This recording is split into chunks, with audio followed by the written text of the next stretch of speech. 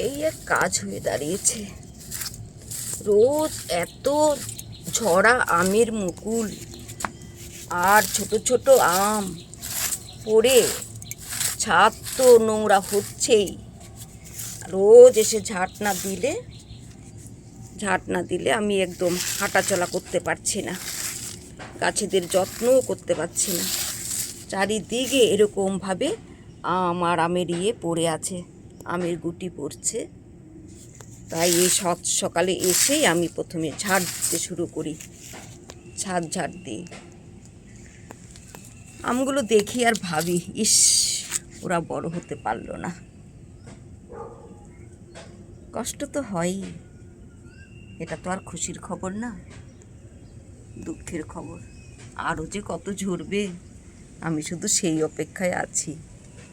গাছের আমগুলোকে দেখি আর ভাবি